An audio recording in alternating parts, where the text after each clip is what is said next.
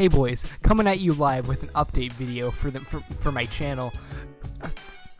So pretty much, I'm gonna be making a video with Jack's Gaming Zone. It's gonna be a Metal Gear Solid review for the PS1, and it's gonna be really good, and you guys should all watch it. And we're editing right now and recording and stuff, so it should be out as soon as it can be out. So I just wanted to let you know, since it's been a while since my last episode. But for now, I wanted to leave you guys with a little mini series I want to have on my channel called Gamer Thoughts. So pretty much Gamer Thoughts. It's gonna be my thoughts as well as my friends' thoughts on any Gaming topic or any controversy in the gaming world at the moment. So this is a pilot episode, if you will. So please tell me if you enjoyed it or not in the comment section down below. It's it's more of a theory actually. So I hope you guys like it, and I'll just roll the video. Can you imagine a world where we're all represented by a font? Huh, I wonder which one I would be. Arial. Too straight. No, not in that way. Just straight, as in unexciting. Hello, Internet, and welcome to Gamer Thoughts, where instead of putting a joke here, I want to ask you a question. If your personality were represented by a font, what font would you be? Take a moment and put your comments in the comments. I'm really curious to see what everyone has to say. Maybe find a couple new cool fonts to use. I'm getting bored with the old Calibri 11. And with that out of the way, it's time to talk Undertale. Now, I don't think I've ever gotten this many requests to cover a game. Well, except for Five Nights at Freddy's, and I suppose FNAF 2. Oh, and there was FNAF 3. Wait a minute, should I be worried about something here? Anyway, across the board on YouTube, Reddit, and Twitter, you all have wanted Undertale. And honestly, I'm glad you brought it up to my attention. True loyal theorists will know that Earthbound is my favorite game of all time. So, a self-aware RPG in a similar style? Whoa, man, it's like a gift from the indie gaming heavens. Undertale is a game where every character, from Goat Mom to Grind Fodder, has a sympathetic design and a unique personality, motivations, goals, fears, whether you're saving or slaughtering them. The game makes you feel something every time you enter an encounter. But to me, one character stood out amongst all the rest. Sans. A skeleton named after the font Comic Sans. Hence all the font references at the beginning of the episode. If you haven't played Undertale, I'm sure that was a really weird opening. Anyways, Sans is, well, cool. There's a lot of mystery around this guy. Before we get into it, I know everything. let me cut up a very special spoiler warning. Undertale is a game best experienced blind. Wrong blind. So if you haven't played it, pause the video and come back after you finished. I promise you, I promise you, I promise you, you won't regret it. Alright, so, everyone out of the pool and ready for the adult swim? No. Yeah, family that. Good, because I'm feeling pretty determined to get to the bottom of Sans' mystery. Okay. So just a recap for those of you who haven't played the game and ignored the spoiler warning, or just need a refresher. Sans is one of the two skeletal brothers who appears in the game. Okay. Partner is Papyrus, a loud, goofy trap lover. Also named after a font. But in the world of Undertale, their origins are a big question mark. No. All you really know is what's given to us by a I know shopkeeper in everything about Snowden, Okay. who explains that Sans of Papyrus' quote, "Hey, highlight it so I can tell where I am," just showed up one day and asserted themselves. Weird, right? What's more is that, well, Papyrus is just kind of a goofy sidekick. No, he's not. Sans is much more complex. Okay. He likes fart jokes, but he's also an incredibly powerful and deadly serious. Not only is his boss battle the hardest in the game, he's one of the only characters who has knowledge and power over space and time. Yeah, you too. You just say. He can take shortcuts around the world through ridiculous routes. Okay. Even as walking through walls. He also acknowledges that he's only one of infinite versions of himself, making self-aware commentary of the various timelines that you've played through in the game. He can even count the number of times he's killed you. He acts like an arbiter of this world, passing out judgments on the player's actions in the game. That's me. Even explaining the secrets of EXP and love, or execution points and levels of violence. I like you. Just to clarify, in short, he doesn't quite fit with the rest of the world of monsters. But then, what or who is he? Well, the idea that he doesn't belong in Underworld seems to be correct. Alright. The evidence seems to point to the fact that he was, in fact, formerly a surface dweller. In the true pacifist ending in the game, as the group looks out onto the horizon, Papyrus asks Sans about the giant ball in the sky. Sans says, quote, "We call that the sun. This is important because A, the usage of the word we and knowledge of the sun shows that Sans has a kinship or knowledge with other humans, and B, despite he and Papyrus both being skeletons or supposedly brothers, and apparently appeared in Underworld at the same time, they clearly Take Two clearly have very different histories. Why would Papyrus not know the name of the sun, but Sans would? We get further clues to Sans' origins. We hear him say multiple times he wants to go home or go back. He says as much during his dinner date scene at the Metaton Hotel. He notices that the player wants to go home and says, quote, "I know the feeling." He then continues, "Maybe sometimes it's better to take what's given to you." No. As though he ended up in the underworld by accident. And in a genocide route during his boss fight, he says, quote, "Look, I gave up trying to go back a long time ago," end quote. And before you say he means going back to the surface world, that's clearly not the full story. His very next line of dialogue is, "And getting to the surface doesn't really appeal anymore either." Keyword here is either. Yes, he seems to hail from the surface and wants to go back, but based on his dialogue, he no longer considers it his home. It's as though his surface world he once knew is gone, as though he's from a different time. It's pretty intriguing. So we're left with a being that appeared out of nowhere, presumably from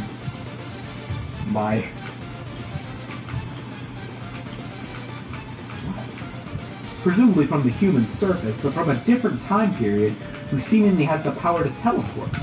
That's a lot of questions and not a lot of answers, but here's where things get really interesting. Sans has a hidden workshop that takes a fair amount of searching to that's find. my workshop.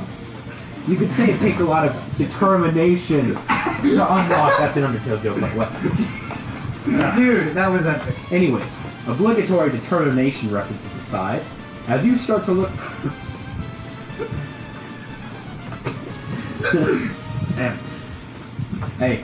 Hey, we're back. Alright. Gargle. Where are we? Anyways, obligatory reference Yeah. society. As you start to look for the Easter egg, Sans gives you a key to his room. You get alone in this room. After some searching, you find the workshop with smiling people you don't recognize. A badge, blueprints with illegible handwriting, and a broken picture of 3 smiling faces with the words, "Don't forget." So what does it all mean? Well, a lot of a lot of Undertale theorists have been linking these details to a feature character named W.D. Gaster. A ghostly character who never truly appears in the game. I'm in W.D. Gaster! Covering him is a theory all unto itself, and probably one best saved for another day. Even still, none of the Gaster theories I've seen have been able to explain all the details. Really? In particular, the photo album and the badge. And that's what kept nagging at me as I researched Undertale. A badge? Scroll down. Caden, come in here and scroll down! That's why I gave you the mouse. Hey, bro, don't take that boke. Oh, can I have this boke, or you want me to put it back? Go downstairs and grab the book. Okay. Put the boke back. Yeah, anyway, back to business. That one in particular really stuck out to me. Why would such an specific item be hidden in the huge Easter egg of a room? Something that supposedly reveals the truth about Sans? Badges just aren't important. Earthbound is the second part of this language. Then it hit me. What if this badge isn't from Undertale? What if this badge is from a completely different game? And was, in fact, the most important Ness badge is from Earthbound, and Earthbound in the is history of gaming. The Franklin badge. Now, for those of you wondering what I'm talking about, the Franklin badge is a pivotal item from the Mother series. The one with Ness from Super Smash Bros. Yeah. Well, no, I hate that guy. Ness is from Earthbound, and Earthbound is the second part in this larger Mother trilogy. Alright? Good. Anyway, the Franklin badge is a really important part of the series. It gets its start in the very first game and carries through the whole trilogy, saving your life multiple times in the process. It's so important that Nintendo has made it a staple item in the Smash Bros. series. So, I asked myself, what if the badge in photo album Santa's with pictures drawer of was Santa that we don't exact recognize. badge? Well, first off, it made me feel connected to my favorite game, thereby making it even cooler. Yeah. But that's Dr. still a Andernut's, pretty remember big him. By the logical way, he's leap. gotta be important. I needed How about more. science against Let me Apple tell Cake? you. Let me tell you. As And I I started looking more and more pieces started to Nice. to fit into place. Hey, give me a let me waterfall some of that. I'm thirsty. Okay. Been talking for a while here. Nans. Oh, that's good. Where was I? Oh, let's just start here. At the end of Earthbound, you're given a photo album covering your adventures throughout the game. To me, it's one of the best, most satisfying endings in gaming. To look back on your journey in picture form. And what does Sans happen to have in the other drawer? A That photo exact album badge. with Well, first off, pictures of it made Sans Undertale connected with to people my you don't favorite game. recognize. Therefore, making Of it course you cooler. don't know them. It's They're still not pretty big characters leap. present in Back on your Undertale. journey from picture form. And note the word that's used here. People you don't recognize, not As a underworld result, the monsters. young heroes just put their souls into a So that's body two items. Oddly And thus linked saved to the the world. Mother series. I played this game But back then- in 1997. But I was a 90s kid. how do the blueprints and broken machine fit? Devastating. Well, in the final stretch of Earthbound, Ness and his three friends must travel to the past in order to have their final battle against the evil alien Gygus. Gygus. To do that, Dr. Andonuts Nuts. nuts. Remember him, by the way. He's going to be important later. No, he's not. Shut up. With the help of the science geniuses Apple Kid and Mr. Saturn, create what's known as the phase disorder. A machine that Well, allows the people first to thing you travel know is through that time Mr. and Saturn's space. as far as I was Except, gonna say. it comes with a cost. It can't transport disorder, organic but material. Sans what I was As saying. a result, wound the up young in heroes must Undertale put their via souls phase into disorder. robotic Sans bodies would to end use up the wound machine, up in and Undertale thus via phase disorder. save the world. Sans wound up in I played the game back in Undertale via phase disorder. 1997, Sans wound up and I'm in not Undertale ashamed to via admit, phase when I disorder. first saw this scene, Sans I wound up in cried. Undertale via phase It's disorder. devastating. Then Sans Dr. wound up in Andonuts Undertale via says phase goodbye to disorder. his son. Sans wound up in Undertale via phase disorder.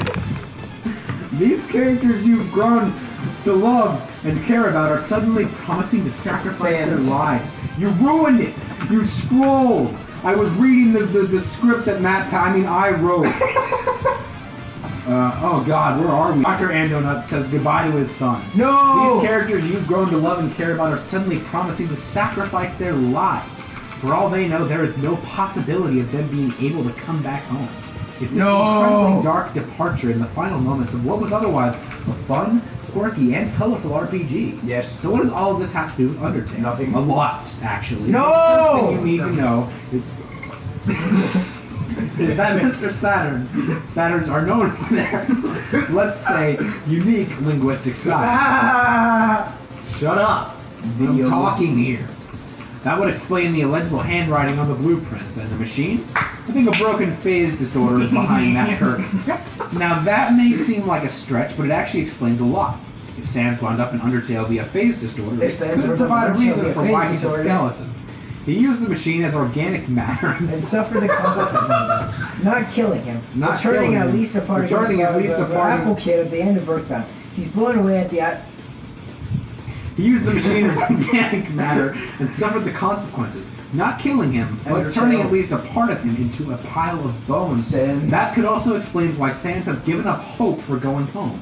Remember, the phase disorder is a time machine. By being in Underworld, he's not only in a different place, but based on how he talks, he's also in a different time, with no hope of traveling back to the time he come from. But the crossovers between Earthbound and Undertale continue. When you speak to Apple Kid at the end of Earthbound, he's blown away by the astronomical odds of Ness overcoming Gygus, saying that he's going to continue studying the trait called courage in order to harness its power. Really? Seems awfully familiar to the experiments happening in Undertale. Around the trait of determination? No. Especially since so much has shown that Sans was a key player in those experiments. But I'm sure you also want physical evidence, right? No. Well, don't worry, because I have plenty. I don't want During any. one of the endings of So- Undertale, we see Undyne and Alphys hanging out at the beach on the surface. No way! Yeah, we do. Okay. A beach that bears a lot of similarities to the tropical resort location named Summers that you play through in Earthbound. In fact, the geographic layout of the surfaces bears some striking similarities to the world of Mother. When Undertale's crew of monsters are finally able to reach the surface and look out over the earth, they're met with a beautiful sunset, falling across the landscape of a tall mountain, a large city, and a sandy area adjacent to water. Notice the sun's reflection to indicate water, and a lack of trees in the middle section here. I like Hence the sands. sand. Yeah, I like sands too. Well, in Earthbound, you have the big city of Forside, complete with skyscrapers, which you reach via a desert that just so happens to be adjacent to some water. And to the east, the mountain and on it where a meteorite lands on Earth. I always called it On It, but if that's not clear enough for you, Mother 1, Earthbound 0, Earthbound Beginnings, whatever you want to call it, it's had a lot of names. Had a map laying out the geographic landscape, a tall mountain to the east of the large city, separated by a desert. With all of it up against the coast, I don't know about you, but to me, it seems like there's a definite connection between the world of No, I mean, you're Eagle plugging. Land, again unclear how it's pronounced, Okay. between the world of Eagle Land and the surface world of Land of Eagle Undertale. Cacao. The strongest physical connection, one that definitely unites these two franchises, comes from none other than Papyrus himself. No way! Yes, way. Okay. He wears a custom-made costume known as his battle body. Okay. But if you look really closely at the design on his armor, He's actually you'll gay. notice some markings on his chest. That guy. It's just a throwaway detail. Oh, ho, ho, no! That right there is an exact match to the ones that appear on the chest of Starman, the most iconic enemy of Earthbound. Oh! And look at the way he stands. I always thought it was awkward until I saw the two characters side by side.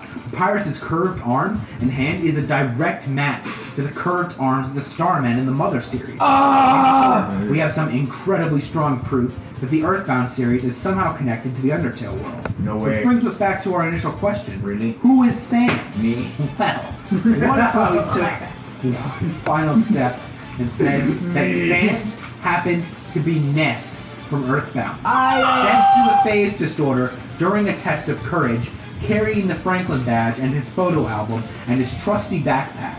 Not only do all of the items from the workshop suddenly fit, but so does Sans' behavior. Remember, Sans can seemingly teleport, and Ness just happens to have the psi ability to teleport. Now, look the way Sans already stands. Okay. Hands in his pockets, directly facing the camera. Really cool. It's a very similar stance to how Ness is depicted in most marketing for the game. It even explains why Sans bleeds when you finally hit him. He is, or at least was, a human. Oh, and finally, Sans is only one letter away from being an anagram for Ness. That's just a fun one, I thought it was worth mentioning.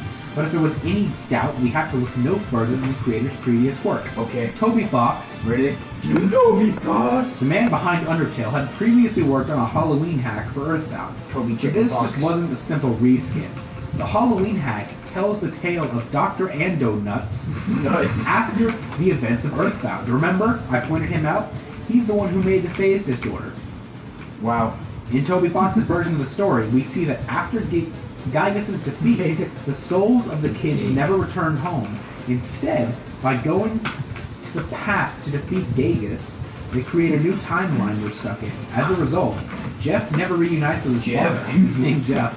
Dr. Ando Nuts, and Dr. Ando Nuts goes crazy with guilt because he's responsible for creating the time machine and extracting the souls of his son and his son's friends to send them back to what he assumes was their death. In his mind, he's killed 4 kids, and in Toby Fox's game, he's lost his mind trying to deal with that guilt. No. I'm telling you, this hack is dark. That said, you see a lot of Undertale. Undertale.